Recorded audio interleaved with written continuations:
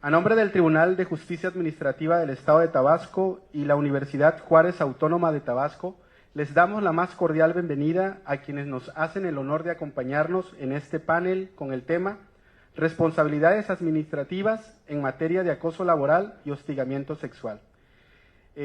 Asimismo, saludo con afecto a las distinguidas personalidades que nos acompañan y que también quiero agradecer la presencia aquí de los compañeros magistrados del Tribunal Electoral, magistrado Armando Javier Maldonado Acosta, magistrado José Osorio, a quienes agradezco la participación en este evento. Muchas gracias. De igual forma, agradezco la participación del público en general que nos honra con su valiosa presencia. Nos acostumbramos a la violencia y esto no es bueno para nuestra sociedad.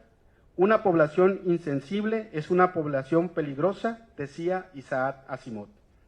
El tema que hoy hablaremos es de gran relevancia, ello en razón de que, pese a una evolución vertiginosa de reformas legales tendientes a erradicar cualquier tipo de violencia en agravio del género femenino, las estadísticas nos muestran una realidad opuesta a los fines que persiguen dichas reformas. Es por ello que en aras de conocer y entender este tema, que sigue siendo un flagelo para nuestra sociedad, el Tribunal de Justicia Administrativa del Estado de Tabasco, en coordinación con nuestra alma mater, en el marco de su 65 aniversario, tuvo a bien llevar a cabo este panel para efectos de conocer este tipo de violencia, particularmente el acoso laboral y el hostigamiento sexual. Para ello, contaremos con la valiosa participación de extraordinarias y brillantes mujeres, cuya trayectoria profesional y académica permitirán enriquecer nuestros conocimientos en el tema que hoy hablaremos. Previo al inicio de las participaciones de nuestros disertantes, me permito dar lectura a una breve síntesis curricular de cada una de nuestras ponentes en el orden en que habrán de emitir su disertación. Así, tenemos que en el caso de la doctora Adriana Esmeralda del Carmen Acosta Toraya, ella es feminista apasionada por los derechos humanos y la justicia. Es maestra en Derecho Civil por la Universidad Juárez Autónoma de Tabasco. Maestra en Derecho Constitucional y Amparo por la Universidad Iberoamericana. Actualmente es coordinadora de estudios de género en la Universidad Juárez Autónoma de Tabasco, consejera social y vocal propietaria de la Junta de Gobierno del Instituto Nacional de las Mujeres, evaluadora de programas y convocatorias en Indesol y CONACYT, profesora investigadora de la Universidad Juárez Autónoma de Tabasco, integrante del Cuerpo Académico de Derechos Humanos, Género y Justicia, y también ha sido galardonada con la presea al mérito docente Eduardo Alday por la Barra Tabasqueña de Abogados, entre otros reconocimientos, a quienes les pido un fuerte aplauso.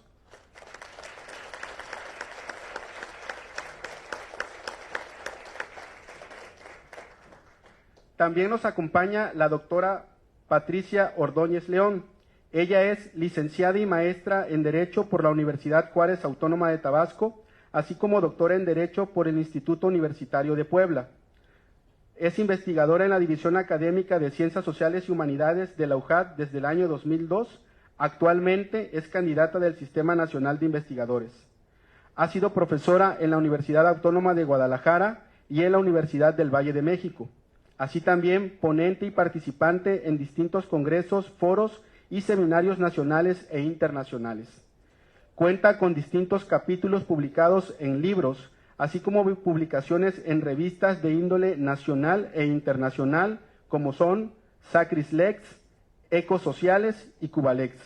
Aunado a ello, también es autora de los libros México y su participación en el Sistema Interamericano de Derechos Humanos, Control de Convencionalidad y Reforma en Materia de Derechos Humanos, La Desaparición Forzada en México, y coautora en diversos libros, donde algunos a saber son Mediación y Derechos Humanos, Derechos Humanos, un escenario comparativo entre los sistemas universal, regional y nacional, así como también Constitucionalismo contemporáneo en América Latina.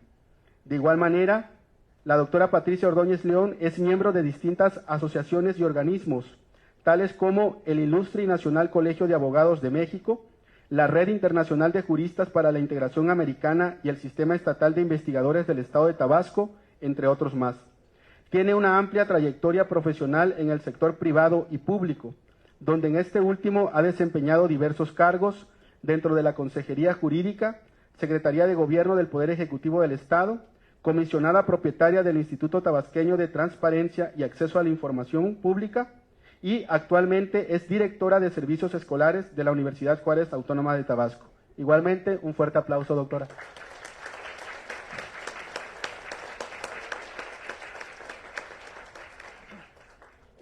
Por último, también nos acompaña la compañera magistrada Denise Juárez Herrera, quien es licenciada en Derecho por parte de la Facultad de Derecho de la Universidad Nacional Autónoma de México, maestra en Derecho por parte de la Barra Nacional de Abogados, con especialidad en Derechos Humanos y Justicia Administrativa por parte del Tribunal Federal de Justicia Administrativa Primera Generación, todos los grados obtenidos con mención honorífica.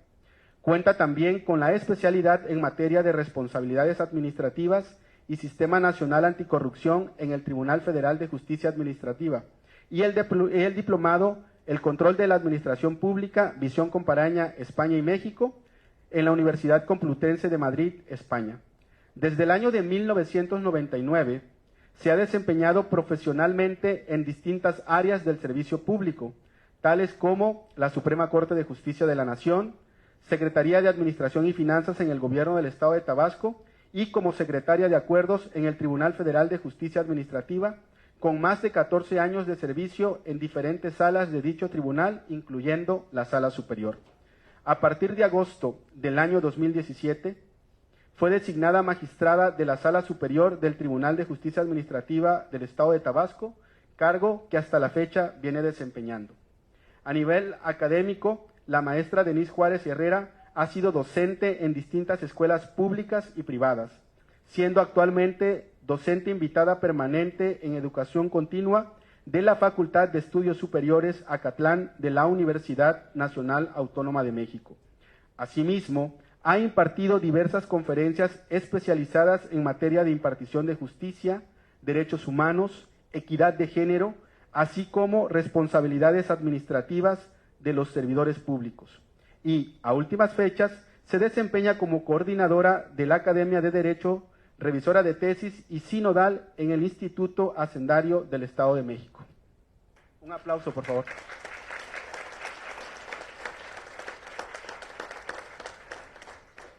Como pueden ver, tenemos un panel de lujo con brillantes y talentosas mujeres, orgullosamente tabasqueñas, dotadas con amplios conocimientos en la ciencia jurídica y, por supuesto, en el tema que habremos de abordar. Ahora bien, me permito puntualizar que el desarrollo de esta sesión será de la siguiente manera. Cada ponente contará con un tiempo de 15 minutos para el desarrollo de su tema. El de la voz medirá el tiempo correspondiente a cada panelista y, posteriormente, a la conclusión de las disertantes, pasaremos a la etapa de preguntas. Es por ello que, sin más preámbulo, le cedo el uso de la voz a la doctora Aide Esmeralda Acosta Toraya para efectos de que inicie su participación, no sin antes recordarle el tiempo de su disertación de 15 minutos. Muchas gracias. Listo. Muy buenas tardes. Hago propio los saludos hechos a todas las personas y también quiero externar estoy muy contenta de poder compartir este panel con personas a las que admiro mucho, como la magistrada Denise, mi querida Patti, la doctora Patti, también como el magistrado Béjar. Así que para no robarme mi tiempo, yo misma, vamos a darle continuidad a lo que hoy les vengo a platicar. Muy bien, yo les voy a hablar del acoso y hostigamiento sexual dentro del ámbito universitario, que es lo que estamos trabajando ahorita y la fundamentación del porqué de las decisiones que se toman en dentro de la universidad. Primeramente, un breve contexto. Hay dos factores que empujaron el nacimiento de esta instancia que hoy tenemos en la Universidad Juárez Autónoma de Tabasco, que es la Coordinación de Estudios de Género, quienes nos encargamos de iniciar el proceso de investigación en los asuntos de acoso sexual y hostigamiento sexual. Es donde tenemos un protocolo que me da a mí la competencia para llevar a cabo dictámenes y turnárselo al órgano sancionador. Sin embargo, no queda ahí y ahorita les voy a explicar por qué. Nos han llegado asuntos de violaciones a derechos humanos dentro del contexto de violencia de género, pero también de discriminación. Entonces, todos estos asuntos también se les atiende y se declinan a la autoridad competente, siempre dándole atención a estos sectores también que tienen una vulnerabilidad reforzada. Y estos dos factores que dieron pie al nacimiento fueron los tendederos, los famosos tendederos, donde colectivos de jóvenes brillantes de nuestra universidad, preparadas, expusieron la situación que vivían. En todas las divisiones hicieron tendederos.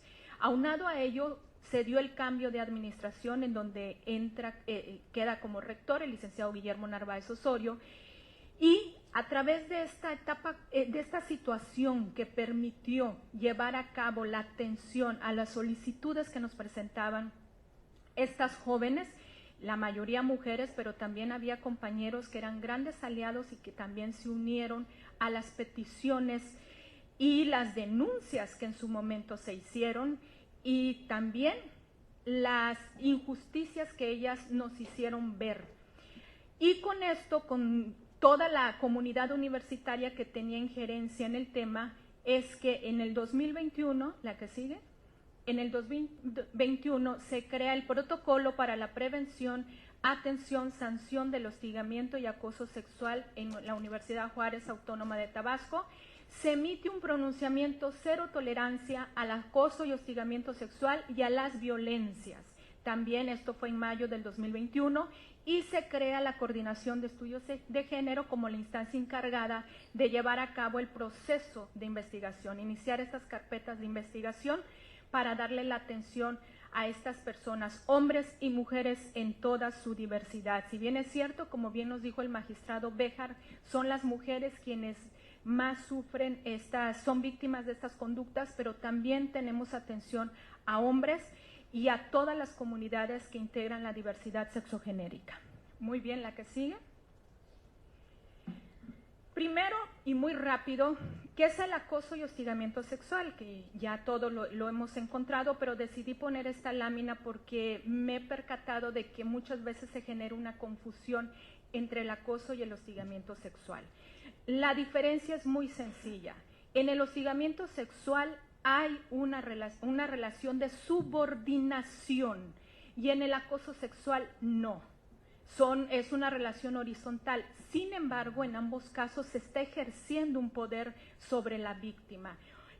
Tanto el hostigamiento como el acoso son formas de violencia, conllevan a la humillación, a la intimidación, dañan la salud, la integridad, las oportunidades profesionales y los derechos humanos de quienes la padecen.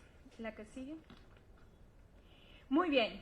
En base a ello, la atención que se está dando y dentro de este proceso administrativo que se lleva cuando recibimos una queja sobre acoso, hostigamiento y las demás violencias que hemos recibido, pues debemos dejar en claro primero que el derecho a la educación asiste tanto a los hombres como a las mujeres, sin distinción alguna.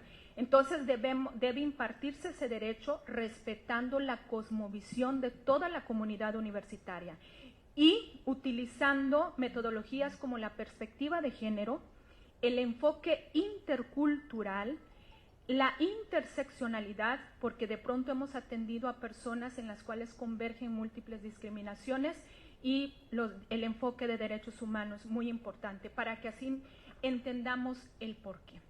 ¿Y cómo fundamentamos esto? La que sigue. Pues han habido reformas que han sido prioritarias en la atención a todos estos temas de acoso y hostigamiento sexual. Pues primeramente las reformas del 2011, que ha permitido establecer estos marcos normativos que garantizan los derechos humanos de las personas y de las mujeres, en especial cuando hablamos desde ese enfoque de la igualdad que no les permite, no todas, no todos, pero sí hay que hacer un análisis de contexto en qué casos no tienen acceso de manera igualitaria a los derechos. Entonces es muy importante atender hasta esta situación. Y esta reforma viene a ser un parteaguas muy importante donde nos indica a las instituciones de educación superior que no debemos sustraernos de la obligación establecidas para todas las autoridades, que es de promover, respetar y garantizar los derechos humanos. Y además, como todos sabemos, toda autoridad en el marco de su competencia tiene que investigar y sancionar estas violaciones de derechos humanos. Y pues entonces es así que las instituciones de educación superior pues estamos obligadas a investigar y sancionar esas violencias, y es importante decirlo. ¿Por qué? Porque se ha llevado a cabo investigaciones y he tenido oportunidad de trabajar con alumnas y alumnos que están llevando a cabo su trabajo, proyecto de investigación, y muchas universidades no tienen protocolos, muchas universidades no tienen instancias de atención. Es más, no han hecho ni siquiera conciencia de que esta obligación constitucional no es menester de que tengas o no un marco normativo, sino es una obligación vinculante. Y vemos las estadísticas, tengo trabajos incluso hechos en Villahermosa, en Tabasco, donde se pide información a transparencia y te das cuenta de que no hay los instrumentos de atención. Y en consecuencia de esto, a partir de estas reformas, pues se hacen también reformas adicionales en marcos normativos de carácter general. Dos quiero mencionar principalmente que hemos utilizado y donde nos hemos anclado. Primero, entendamos estos marcos generales, a diferencia de los marcos federales que tienen competencias para autoridades federales. En cambio, los marcos generales tienen facultades concurrentes que involucran a los 3 niveles de gobierno y a diversas autoridades, entre eso nosotros desde el sector de la educación.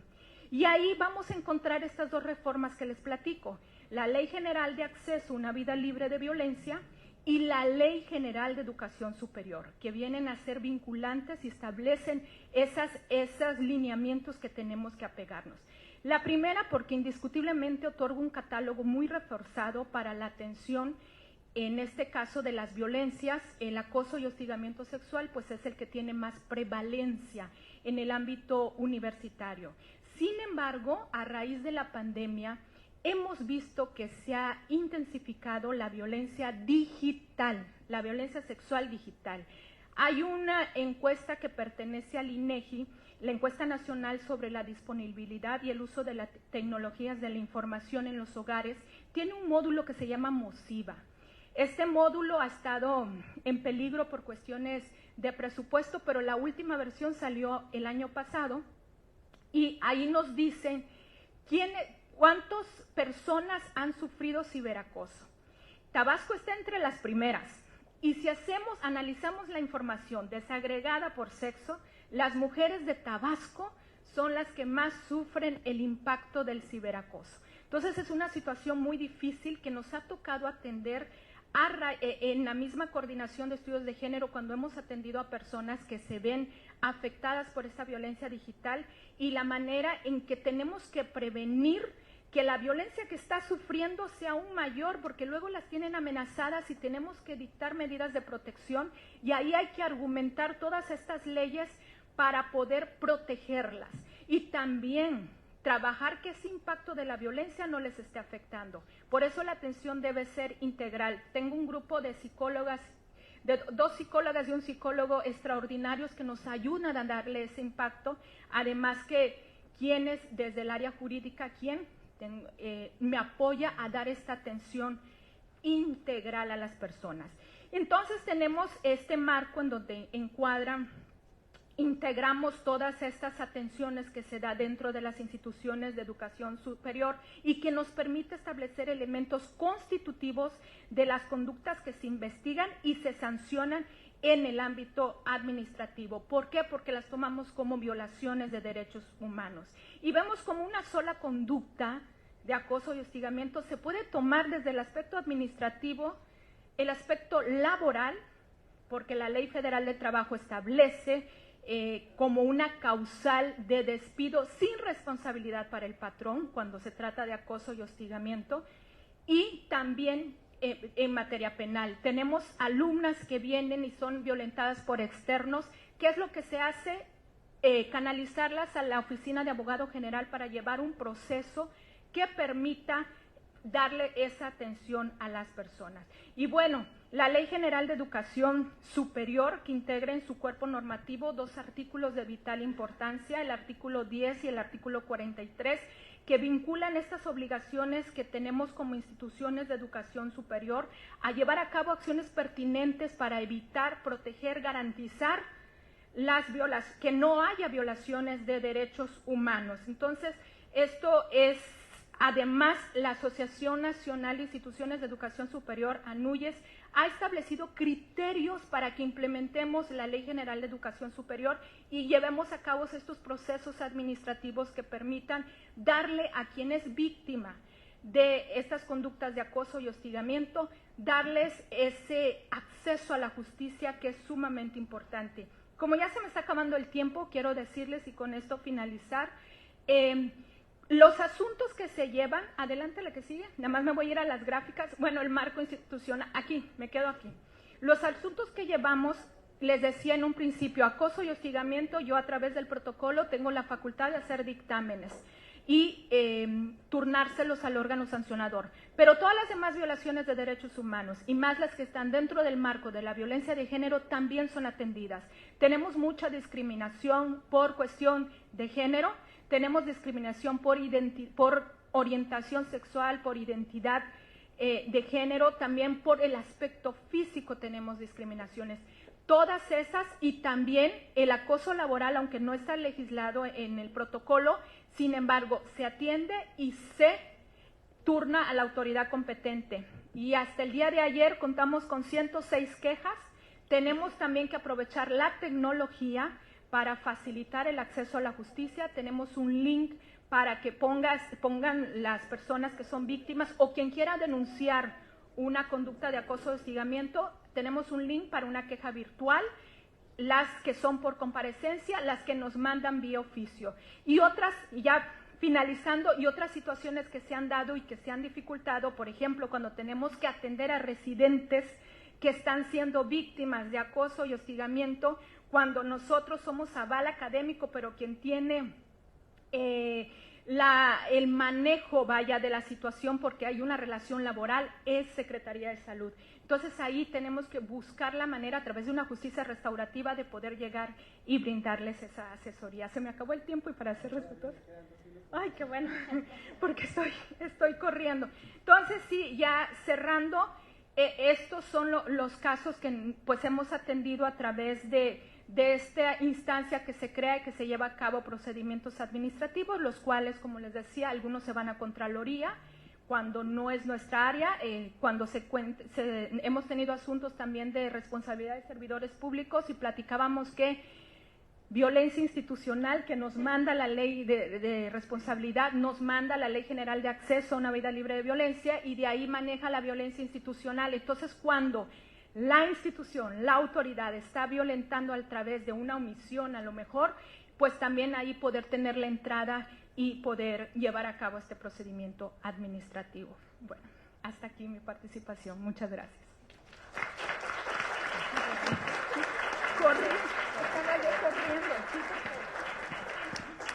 Muchas gracias, doctora. Brillante su disertación. También, pues bueno, el tema de los minutos, pues es para pues aprovechar en lo más que se pueda el tiempo, ¿no? Sobre todo por aquellas inquietudes que se pueden dar al terminar la disertación de cada uno de ustedes. Efectivamente, yo lo decía al inicio de mi intervención, pese a que desde el año 2012 ha habido una evolución vertiginosa en un marco normativo para tratar de erradicar los diferentes tipos de violencia de género, la realidad es que las encuestas nos están mostrando otra realidad. Leía yo, previo al inicio de esta participación, que en una encuesta que publicó el INEGI en el año 2022, decía que más de 50 millones de mujeres encuestadas, el 70.6% de entre la edad de 15 a 35 años había manifestado ser víctima de algún tipo de violencia, 70.8%. Aunado a eso, se decía que la violencia tanto sexual como física había incrementado un 8.6%. Entonces, pues sí es un tema que nos atañe a todos como sociedad, porque, insisto, independientemente de que hay una gran evolución de normas creadas con el fin de erradicar este tipo de violencia, pues el problema aún existe y se está incrementando, ¿no? Bueno, cedo el uso del micrófono a la doctora Patricia Ordóñez León, recordando el tiempo de intervención de 15 minutos. Gracias.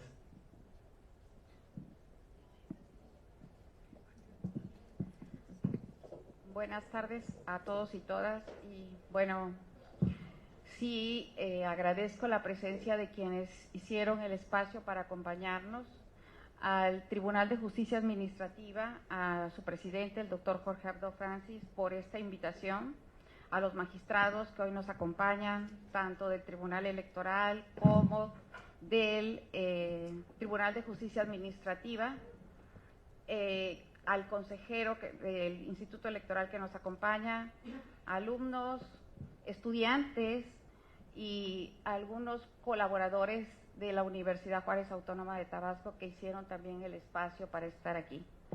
Bueno, Mónica, mi compañera de generación, magistrada.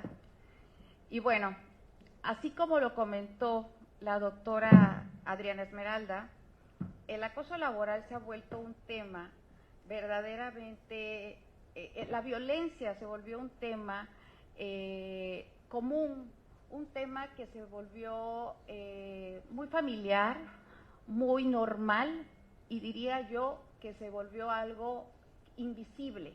Y cuando se empezó a hacer visible, que precisamente a través de las diferentes disposiciones, y partamos de la reforma constitucional del 2011, que señaló acertadamente Adriana, viene un replanteamiento de los derechos humanos, de los derechos fundamentales.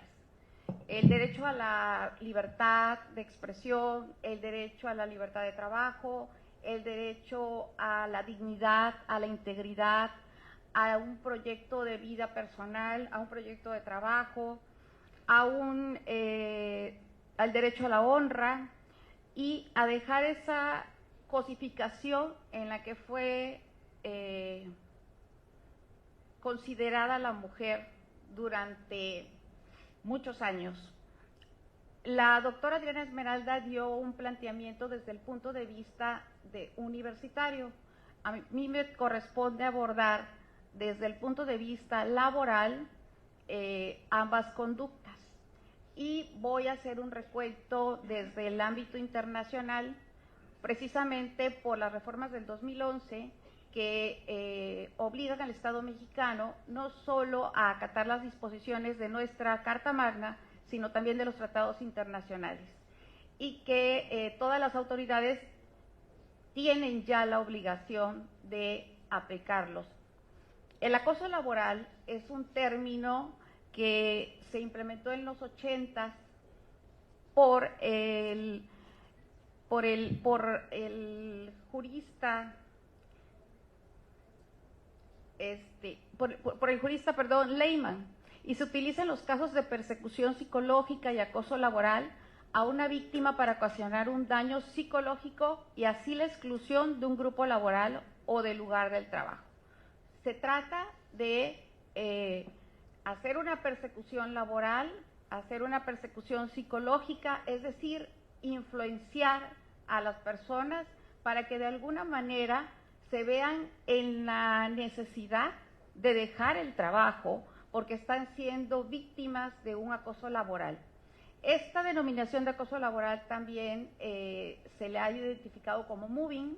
Les decía que es de los 80, nosotros en México lo empezamos a tratar y abordar en la academia más o menos en los 90 y tantos aproximadamente, cuando éramos compañeros, bueno, ustedes una generación después, pero empezamos a escuchar el tema del moving, ¿no? Del acoso laboral.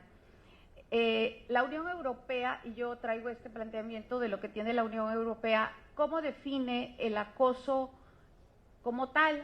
Y dice, es la situación en que se produce un comportamiento no deseado relacionado con el sexo de una persona, con el propósito o el efecto de atentar contra la dignidad de la persona y de crear un entorno intimidatorio, hostil, degradante, humillante u ofensivo.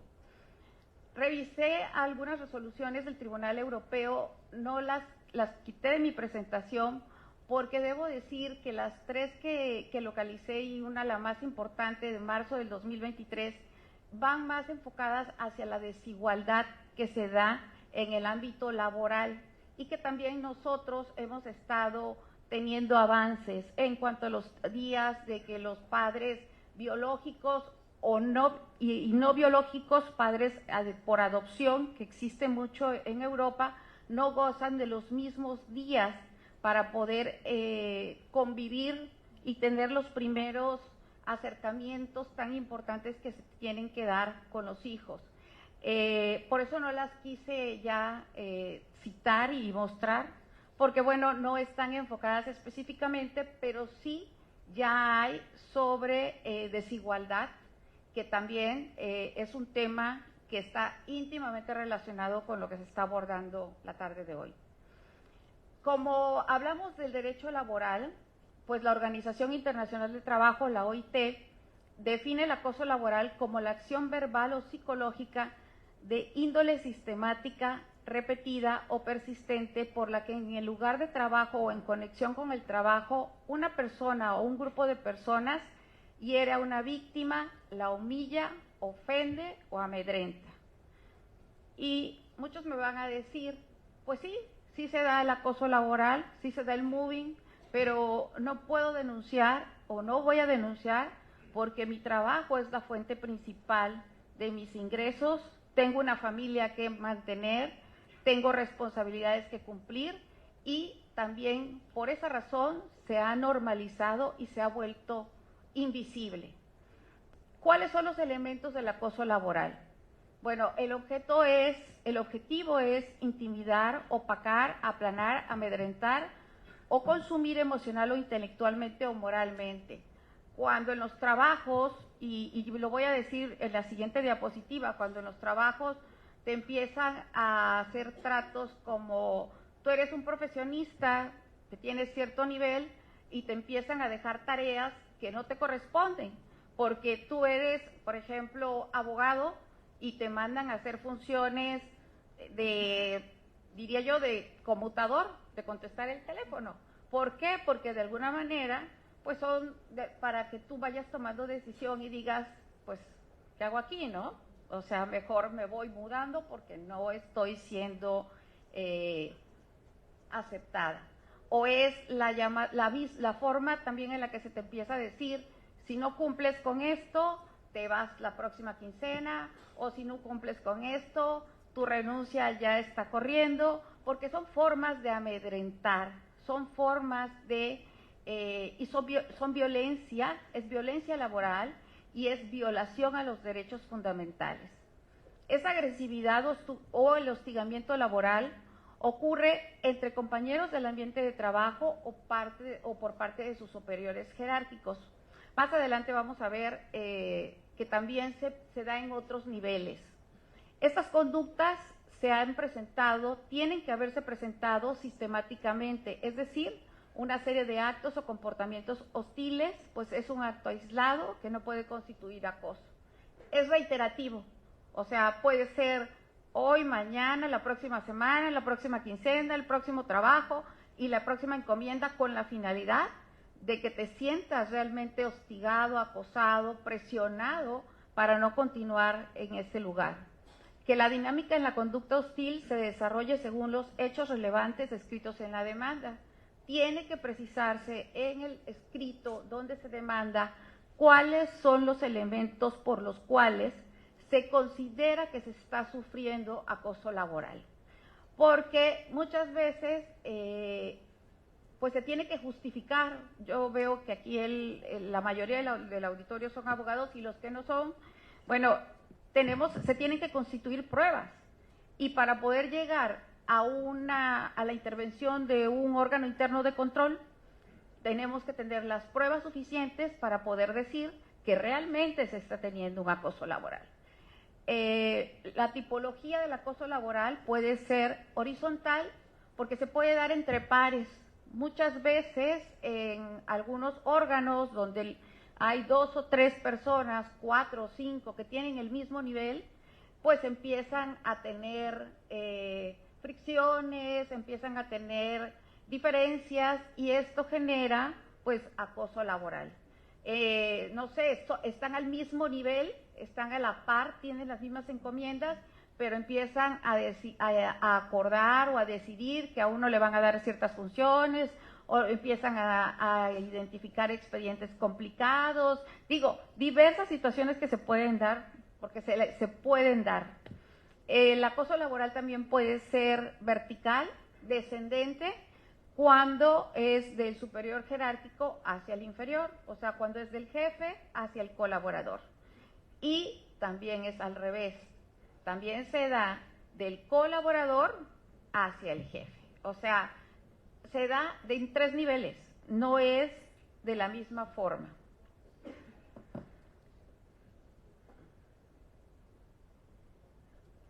¿Cuáles son las formas de expresión del acoso?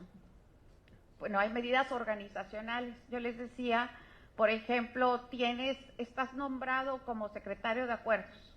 Digo, no estoy haciendo ningún señalamiento, ni mucho menos, pero es un ejemplo que se me ocurre, ¿no? Pero en lugar de ser secretario de acuerdos, te mueven a actuario, por ejemplo. Y eso implica un cambio, no solamente en las labores que estás realizando, sino también en tus ingresos. Y eso de alguna manera, pues es acoso, ¿no? Porque se está manejando con las medidas organizacionales o a través de una nueva planeación y dicen, no, pues te voy a mover, se modifica y demás, pero realmente es un acoso laboral.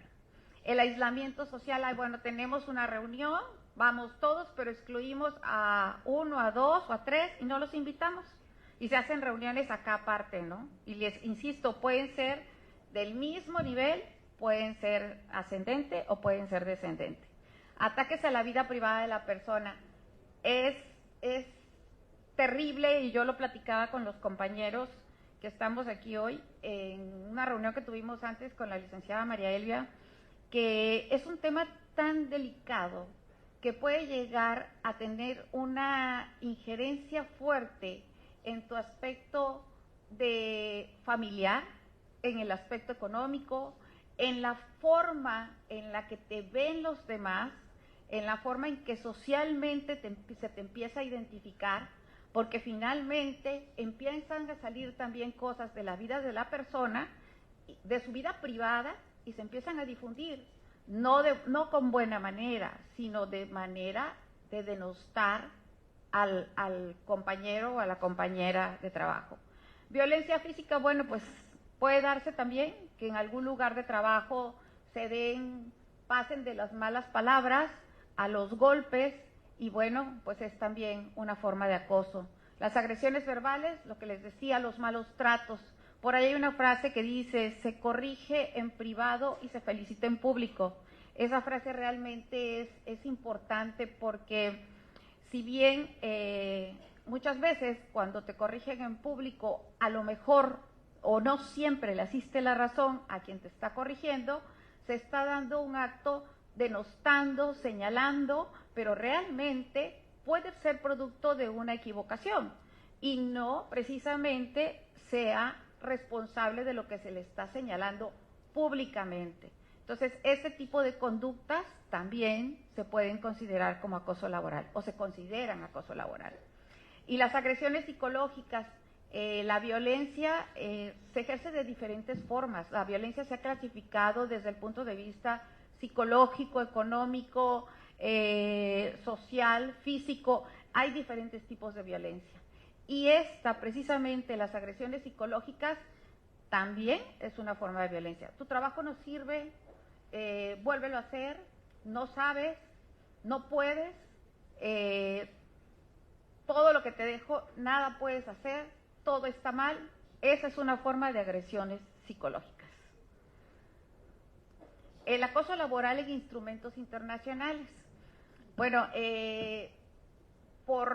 les decía yo que en la reforma del 2011, a través de el famoso caso Radilla Pacheco, que vino a modificar nuestra Constitución y a darle a los derechos fundamentales el lugar del reconocimiento principal, que ya lo tenía la Constitución, pero a poner a los tratados internacionales también, que si en lo que beneficien deben de ser aplicados.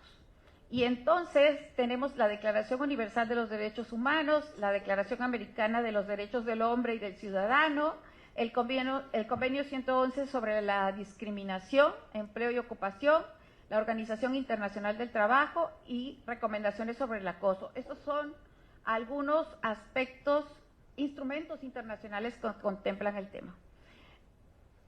La Ley de Responsabilidades Administrativas en el artículo 135 define cuándo existe una responsabilidad administrativa y bueno, siempre se presume inocencia porque esa es una máxima consagrada en nuestra Constitución, pero se tendrá que tener la prueba para poder señalar y para poder llegar a indicar que alguien es responsable de una falta administrativa. No necesariamente la confesión, que antes en algún tiempo se consideró que era la máxima prueba en los procesos, no es la máxima prueba y como tal se tienen que cumplir y se tiene que probar lo que se está señalando. Ya estoy sintiendo el tiempo. El hostigamiento sexual es el ejercicio del poder en una relación de subordinación real de la víctima frente al agresor en los ámbitos laborales y o escolar, lo que comentaba la doctora Adriana. Se expresa en conductas verbales, físicas o ambas relacionadas con la sexualidad de connotación lasciva. Y ahí, pues la Ley General de Acceso a una Vida Libre de Violencia, pero también debo señalar que hay instrumentos internacionales como la Convención de Belém do Pará, donde se elevan y se reconocen los derechos de las mujeres para que sean respetadas en cuanto a su integridad, su personalidad, su libertad, su dignidad. Instrumentos nacionales que se sugiere consultar, bueno, el Reglamento de Seguridad y Salud en el Trabajo, la norma oficial mexicana, factores de riesgo psicosocial en el trabajo que identifican análisis y prevención. Yo traigo, y va a ser muy breve ya, la Corte instrumentó un protocolo precisamente para actuar en casos de acoso y hostigamiento sexual. No lo voy a referir porque es muy amplio y el tiempo es corto, pero sí también es importante señalarlo. Y como punto final, decirles que la Ley 3 de 3 que conocemos y que surgió el año pasado, perdón, este año, en mayo de este año, y que ya han adoptado la mayoría de los estados, no solamente va a la inhabilitación o a la imposibilidad de ejercer un cargo público a quienes son electos por votación popular. Esta ley en la reforma dice que todo aquel que aspire a ser funcionario público puede ser y que haya sido sancionado, sujeto a un procedimiento o a una investigación, pero tiene que ser sancionado, tiene que haber una resolución, no va a poder ejercer ese cargo público. Cuando en su momento empezó la Ley 3 de 3, era con el enfoque únicamente hacia los cargos de elección popular. Y les decía yo a ellos en esa reunión que, bueno, todos nosotros, todos quienes percibimos un sueldo que viene del presupuesto público, somos funcionarios, somos servidores públicos y cualquiera de nosotros, por ejercer violencia u hostigamiento, podemos ser sancionados e inhabilitados. Entonces, es un tema en el que sí debemos tener atención y concientizar que es un punto muy delgado donde se puede llegar a una indemnización, a un reconocimiento, a una reparación de daño y demás, pero también tiene una connotación en otros aspectos para quien es señalado como responsable. Digo, es un tema muy amplio y no me voy a extender más porque ya tengo el tiempo encima y muchas gracias por su atención.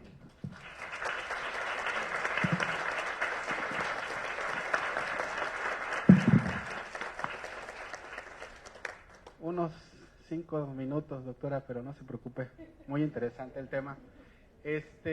Efectivamente, previo a darle el uso de la voz a la compañera magistrada Denise, sí, aquí la doctora habló de una anécdota que efectivamente, previo a la organización de este evento, sostuvimos una reunión y ese tema la verdad que lo platicamos mucho, es un tema muy muy interesante. He de decirles que pues yo tenía la apreciación de que esta reforma 3 de 3 implicaba nada más para aquellos que aspiraban a un cargo de elección popular, ¿no? Quienes aspiraban a un cargo de elección popular, si eran sancionados por un tema de violencia, hasta donde recuerdo, violencia física o incumplimiento en el pago de pensiones alimenticias, no podrán acceder. Bueno, aquí están los magistrados del Tribunal Electoral, que obviamente tienen mayor experiencia que yo, pero no, también aplica para otros cargos en el servicio público, no nada más para quienes aspiren a un cargo de elección popular. Entonces, efectivamente es un tema muy interesante, pero bueno, el tiempo es corto y pues no nos da para más, ¿no? Entonces, continuando con este evento, con este panel, cedo el uso de la voz a la compañera magistrada Denise Juárez Herrera. Magistrada Denise, ilústranos. Gracias. Hola, ¿qué tal? Buenas noches. Yo voy a ser mucho más corta.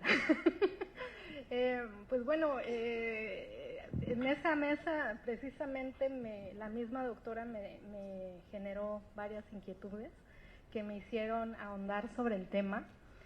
Y pues bueno, el planteamiento que yo les quiero hacer aquí es, yo siempre digo que no sé si voy a aportar, pero espero por lo menos generar la inquietud. Entonces, me puse un poco a indagar, y si bien es cierto, hay en muchas leyes, porque no solamente estamos hablando de la famosa ley 3 de 3, sino estamos hablando de la ley de protección a víctimas, estamos hablando de la ley electoral, todas contemplan estas figuras. Lo cierto es que a mi punto personal de vista, y este es un punto muy particular, que entiendo que esto ya será materia de interpretaciones jurisdiccionales cuando esto se presente, viene el problema de la implementación. Ajá. ¿Por qué? Porque, como más adelante lo veremos, el tema de la tipicidad y de la taxatividad al momento de sancionar es elemental. Ajá. Entonces, antes de entrar al punto al que quiero llegar, que es bastante sencillito, porque podríamos abordar muchos temas de estas cuestiones, pero como dicen las doctoras muy experimentadamente, pues nos tardaríamos un sinfín de tiempo. Entonces yo me quiero abocar en específico a este tema. Reflexiones sobre la tipicidad y taxatividad de las responsabilidades administrativas en materia de hostigamiento y acoso sexual hacia las mujeres. ¿Por qué tan delimitado? Bueno, insisto, porque si nos abarcamos mucho, nos iríamos mucho más de la cuenta, y yo quiero tardarme no más de 5 minutos en explicarles mi punto. Entonces, bueno, ¿por qué las mujeres? Sí, antes de llegar a eso, yo quiero comentarles que pues me aboco un poco al tema de las mujeres como uno de los grupos vulnerables, porque bueno, hay una estadística del INEGI, es una encuesta nacional de ocupación y empleo, el ENOE se llama por sus siglas, que habla que a partir del año de 2005 ha habido un incremento exponencial en materia de trabajo para las mujeres económicamente activas. Ajá, estamos hablando de incrementos, si me hacen favor de ir a la gráfica, por favor. Estamos hablando de un incremento que el ENOE mide de manera mensual, trimestral y anual. Ajá. De manera mensual podemos ver que la evolución ha sido paulatina, pero ya llegó hasta el mes de septiembre de este año al 46.4% de la fuerza laboral de mujeres. Estamos hablando de un importante porcentaje, habida cuenta que el porcentaje nacional de mujeres es del 51%, más o menos.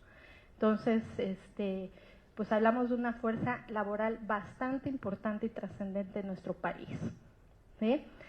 Ahora bien, con base en ello, es por eso que enfoco mi análisis en este aspecto. Y sobre todo en el tema de los lugares de trabajo y de las instituciones educativas, donde también podemos advertir que ha habido un número bastante importante de incremento de la mujer en los aspectos laborales. Es por eso que se enfoca en esa parte de mi trabajo. Iba yo a explicar de qué se trata hostigamiento, acoso, pero bueno, creo que aquí las doctoras han sido bastante claras en explicar cuál es la naturaleza y por qué este foro lo decidimos plantear únicamente en hostigamiento y en acoso. ¿Por qué no nos fuimos a abuso, a las otras figuras, a la violación? Bueno, porque como acertadamente lo comparten mis compañeras, es una situación, a veces se vuelve muy sutil, ¿no? A veces, como lo dice la Corte en su protocolo de actuación, pues bueno, a veces el acoso o el hostigamiento puede ser físico, no físico, psicológico, ¿no? Entonces son estas figuras tan delicadas que comentábamos hace rato que pueden ser tan sutiles en ocasiones que a veces se hacen incluso indetectables para el ojo común de la población, ¿no? Sin embargo, sí tienen un impacto en el momento del ejercicio de las labores, ¿no? Incluso llegando a veces a provocar que la persona, en este caso la mujer, pues deserte de su cargo laboral, en ocasiones, hasta provocarles incluso problemas físicos y psicológicos o psicosomáticos, que eso también son temas que implican la reparación de daños o no más de reintegración, ¿no? Entonces, sentado en lo anterior, me voy a abocar un poquito más en lo que es el planteamiento que yo el día de hoy les traigo. Si le adelantamos las láminas, por favor. A eso me voy a permitir saltarlo, ¿no? Porque ya eso ya lo abordaron. También, por favor. También. Ok, a ese es el punto que yo quiero llegar. Nuestro andamiaje jurídico, como ya lo he manifestado, pues establece las figuras de hostigamiento y acoso sexual, así como otras figuras, en diversos catálogos normativos. El principal, o digamos lo que de ahí derivan gran parte de esto, es del Código Penal Federal. El Código Penal Federal pues establece la figura del delito de hostigamiento sexual, el cual es definido por su artículo 259 bis. En este pues nos marca que al que con fines lascivos asedie reiteradamente a persona de cualquier sexo, valiéndose de su posición jerárquica derivada de sus relaciones laborales, docentes, domésticas o cualquier otra que implique subordinación, se le impondrá sanción hasta de 800 días de multa. ¿Ok? Si nos vamos a la siguiente, por favor. Como lo podemos ver, señala el precepto también de referencia que si el hostigador sexual se tratase de un servidor público y éste utilizare los medios o circunstancias que el encargo le proporcione, además de las penas señaladas, se le destituirá del cargo y se le podrá inhabilitar para ocupar cualquier otro cargo público hasta por 1 año. Hasta ahí todo bien, ¿no? En materia penal, que se establece bastante bien configurada el tipo penal, y así como las sanciones y consecuencias jurídicas ante ello. Perfecto. Vámonos a la Ley General de Acceso a las Mujeres a una Vida Libre de Violencia. Esta, como muchos de nosotros ya sabemos, en su artículo 13 cataloga bastante bien o delinea bastante bien estos dos tipos de violencia hacia la mujer, que es el hostigamiento sexual, definido de manera bastante acertada por mis compañeras, en donde implica una relación de supra-subordinación real, valga la expresión, de la víctima frente al agresor, ya sea en los ámbitos laboral o escolar, expresadas en conductas verbales, físicas o bien ambas, relacionadas con la sexualidad de connotación lasciva. Y por otro lado, el acoso sexual, que se define como una forma de violencia en la que si bien no existe subordinación, hay un ejercicio abusivo de poder que conlleva un estado de indefensión y de riesgo para la víctima, realizado en uno o varios eventos. Ahora bien, estas figuras de violencia, que incluye el acoso y el hostigamiento sexual, son aplicables, entre otros, en el ambiente laboral y en el docente, pues así lo establece expresamente el artículo 10 de esa ley, al señalar que la violencia laboral o docente hacia la mujer consiste en un acto o una omisión en abuso de poder que daña la autoestima, salud, integridad, libertad y seguridad de la víctima e impide su desarrollo y atenta contra la igualdad. Puede consistir en solo un evento dañino o en una serie de eventos cuya suma produce el daño. También incluye el acoso o el hostigamiento sexual. Como vemos, también la ley de víctimas prevé bastante bien perfiladas las figuras del acoso y del hostigamiento sexual.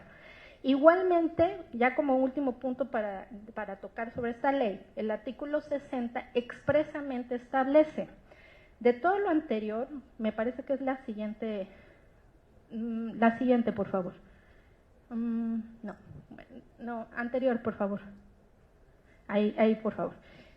Antes de entrar a la ley general, el artículo 60, me parece que como un artículo residual que puso ahí el legislador, dice, de todo lo anterior, dice, actualmente dispone que será causa de responsabilidad administrativa de incumplimiento de esa ley y se sancionará conforme a las leyes de la materia. Es decir, el incumplimiento de cualquier normatividad que establezca la ley general implica o puede conllevar a la responsabilidad administrativa por parte de los servidores públicos. Hasta ahí todo bien. De ahí podemos colegir que de actualizarse alguna de las figuras de acoso u hostigamiento sexual hacia la mujer en el servicio público, en específico en los ambientes laborales y o docentes, pueden ser sancionables a través de la Ley de Responsabilidades Administrativas aplicables. Ahora aquí la pregunta es, ¿qué ley sería la aplicable? ¿No? Bueno, pues si nos vamos ahora al ámbito jurisdiccional, que esa es la parte que a mí me corresponde tocar, pues entonces encontraremos que la ley actualmente aplicable a los servidores públicos por responsabilidades, por antonomasia, es la Ley General de Responsabilidades Administrativas. ¿Correcto? Antes de llegar a la parte conclusiva, yo les quiero comentar algo. La Ley General de Responsabilidades Administrativas es una ley más o menos de reciente creación, como muchos de nosotros sabemos, es una ley que se genera con las 7 leyes marco del Sistema Nacional Anticorrupción, que le dan razón de ser al Sistema Nacional Anticorrupción, y establece una serie de principios, obligaciones y procedimientos que habrán de seguirse para imponer sanciones por faltas administrativas no graves y graves cometidas por los servidores públicos y particulares relacionados, cuando sus actuaciones no sean apegadas a derecho e incluso fincar el resarcimiento patrimonial ante la afectación a la hacienda pública local o federal. En este sentido, la Ley General de Responsabilidades aplica parejo, aplica a todos los servidores públicos, no tiene una condición especial, no tienes que ser forzosamente una persona con un cargo público de carácter político, ¿no? O no tienes que ser forzosamente una persona en una situación o en una condición específica, no tienes que tener un género ni nada de eso, o sea, aplica parejo, ¿no? Entonces, bajo ese esquema, esta ley, pues, como les comenté, entró en vigor en el año de 2017, contiene 229 artículos e, insisto, es una compilación de principios, obligaciones y procedimientos en materia de responsabilidades administrativas de servidores públicos y particulares. Como principios, esta ley, nada más como un poquito de marco para llegar al punto al que quiero llegar, pues establece como principios la disciplina, la legalidad, la objetividad, el profesionalismo, la honradez, la lealtad, la imparcialidad, la integridad, la rendición de cuentas, la eficacia y la eficiencia. Asimismo, como procedimientos, establece una serie de lineamientos y reglas similares a los regulados por las leyes anteriores, sin embargo, con algunas variantes, como muchos de nosotros sabemos. Me quisiera nada más brevemente especificarlo porque quizás muchos de ustedes pues son expertos en la materia, pero algunos de las personas que nos acompañan son estudiantes y que me gustaría dejar en claro esto.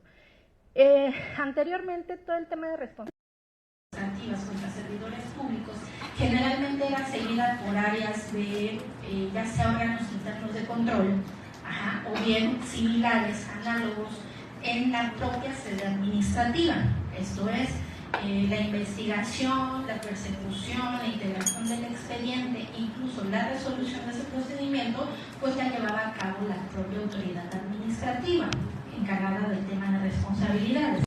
Sin embargo, ¿qué pasa? A partir de la implementación de la Ley General de Responsabilidades, estos procedimientos se bifurcan, ¿no? Se generan dos procedimientos específicos. Uno, el tradicional, que es el que todo mundo conocemos y que el Tribunal de Justicia Administrativa seguía en su impugnación a través del juicio contencioso administrativo, que era una sanción impuesta por los órganos internos de control o las auditorías, etcétera, etcétera, y se venían al juicio y se tramitaban como un juicio contencioso administrativo. La otra vía es la nueva. ¿En qué sentido? Este procedimiento, que yo suelo calificarlo como una especie de enjuiciamiento de servidores públicos, pues bueno, es un símil de lo que más o menos pasa en materia penal, en donde es un juez, en este caso los magistrados del Tribunal de Justicia Administrativa, que tengan esa competencia para llevar a cabo la resolución o emitir la resolución de estos procedimientos de responsabilidades administrativas. Esto implica que el órgano interno de control o el análogo está facultado para instrumentar el procedimiento. Sin embargo, al momento de resolver, en simples y llanas palabras, lo remite a un tribunal para que sea el tribunal el que decida si sanciona o no al servidor público e incluso impone resarcimientos patrimoniales en contra de este servidor público, ¿no? Es un catálogo muy extenso que no me gustaría abordar porque no es el punto, pero esto, ¿por qué lo quiero decir? Porque además de eso, el criterio que se debe de seguir para seguir una o la otra vía es un catálogo de faltas graves o no graves. Es decir, si la conducta incurre como una falta no grave, si se califica como una falta no grave, es el mismo órgano administrativo quien es el competente para sancionar al servidor público. Por partida contraria, si se actualiza una falta grave, quien tiene que llevar a cabo la resolución que recaiga a ese procedimiento, ya sea sancionando o liberando de toda responsabilidad del servidor público, es un tribunal de justicia administrativa. Otro punto. La ley establece dos catálogos, si ustedes se dan cuenta. Un catálogo de faltas graves y un catálogo de faltas no graves. Dentro de las faltas graves, graves, pues están un símil también de las que maneja el derecho penal: el cohecho, el peculado, desvío de recursos públicos, utilización indebida de información, abuso de funciones, actuación bajo conflicto de intereses, contratación indebida, enriquecimiento oculto, ocultamiento de conflicto de intereses, tráfico de influencias, encubrimiento, desacato, obstrucción de justicia, ¿no? Algunas se explican por sí mismas el por qué son graves, ¿no? Estamos hablando de un daño al erario público. Entonces, per se explican.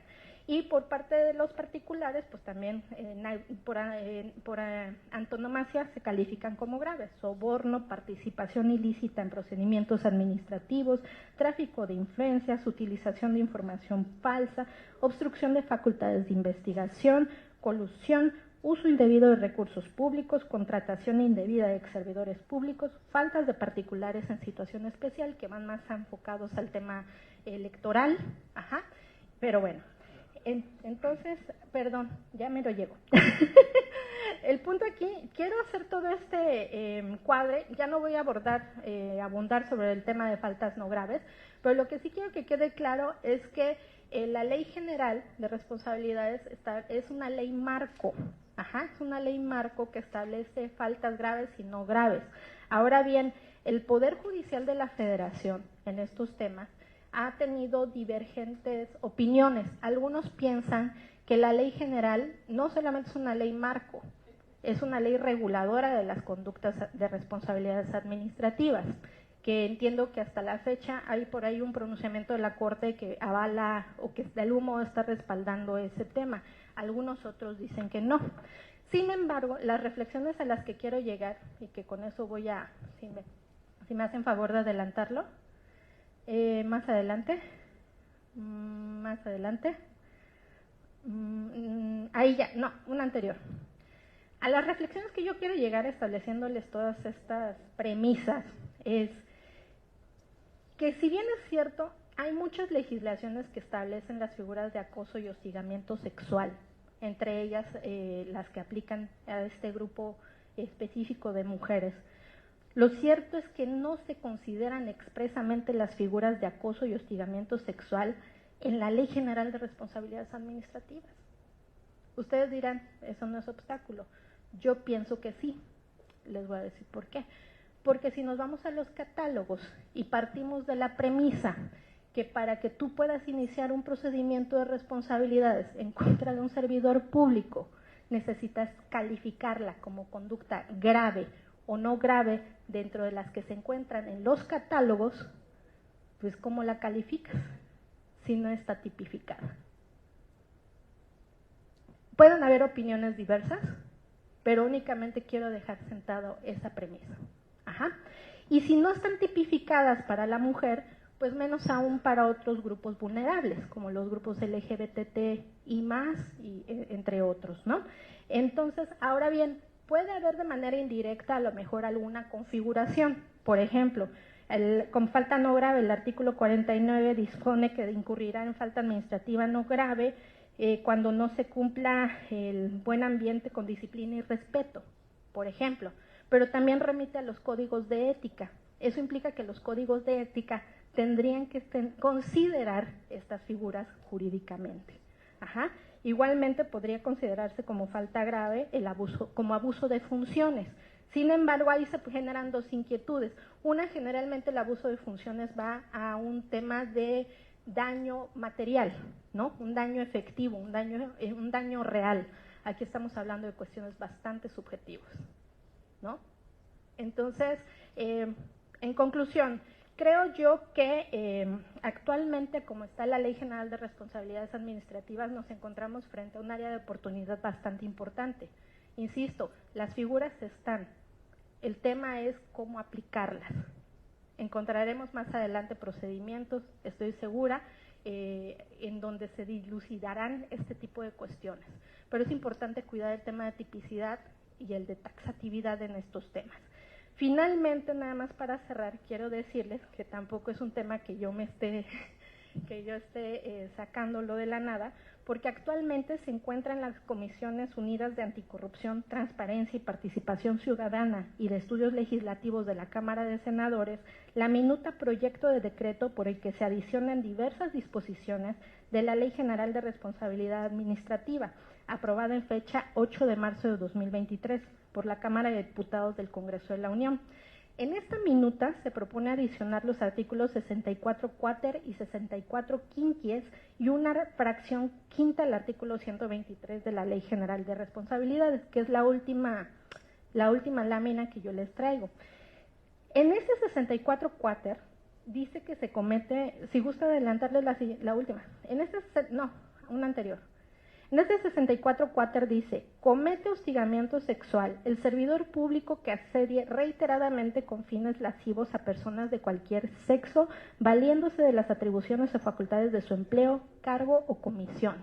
Y el 64 quinquies dice, incurrirá en acoso sexual el servidor público que ejerza violencia de connotación lasciva expresada en conductas verbales, físicas o digitales, valiéndose de las atribuciones o facultades de su empleo, cargo o comisión. Y el 123, en la fracción quinta, establece que se deberá garantizar con enfoque de derechos humanos y con perspectiva de género la protección de las personas denunciantes o de quien haya sido perjudicado por la acción u omisión de la conducta denunciada, que pues va totalmente canalizado al tema de hostigamiento y acoso sexual. Entonces, bueno, con esto concluyo.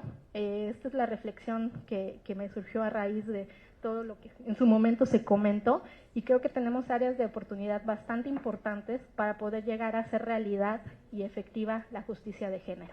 Muchas gracias.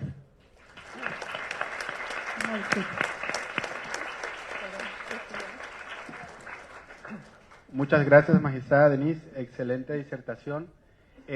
Como les señalé al principio, cuando llegaron, creo que se les brindó una papeleta para efectos de poder realizar algún cuestionamiento a nuestras disertantes en caso de alguna duda. Entonces, para aquellos que tengan alguna pregunta o inquietud que quieran manifestar a alguna de las compañeras disertantes, pues es la oportunidad, ¿no? Entonces, licenciada Morán, no sé si hay algún cuestionamiento, alguna intervención. ¿Quedó muy claro el tema? Sí, para mí muy claro igual. Ah, ok.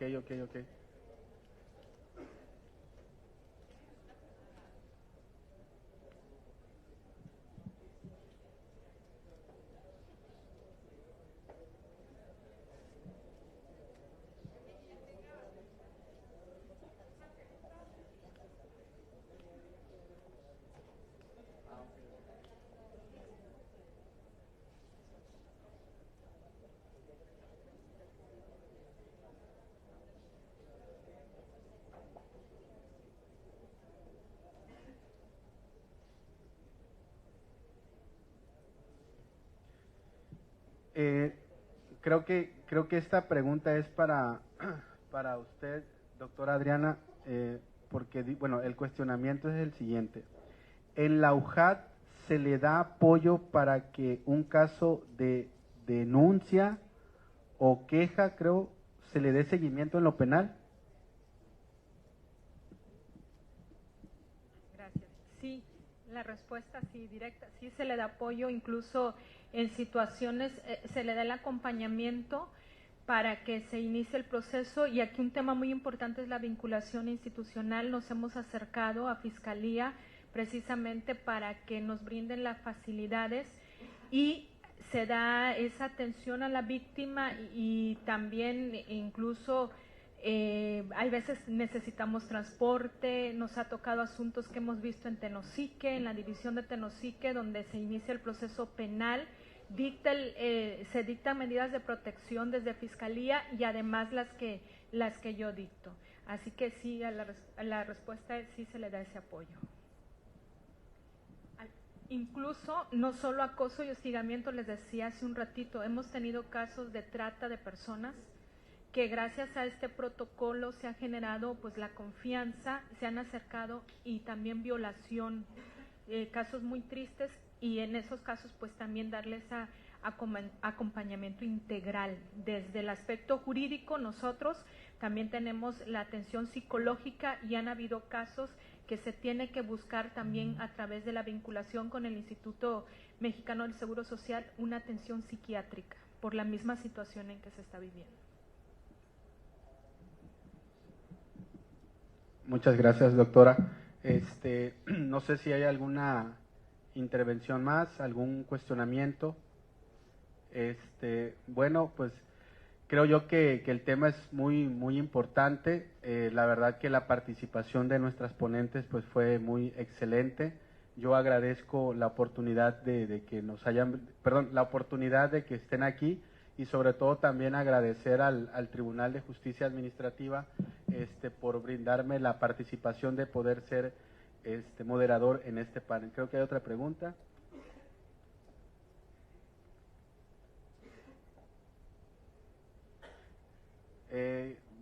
Dice que si podría darse un tema de acoso en Petróleos Mexicanos o por parte de Petróleos Mexicanos. Yo creo que hay que sí, ahorita un micrófono para la compañera.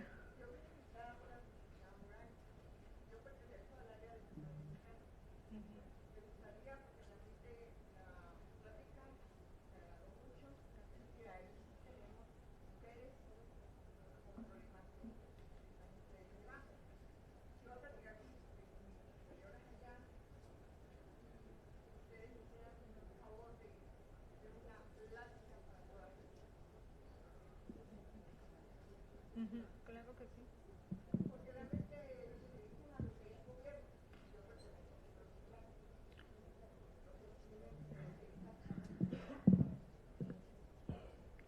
Bueno, el acoso y hostigamiento laboral y el acoso y hostigamiento sexual es en todos.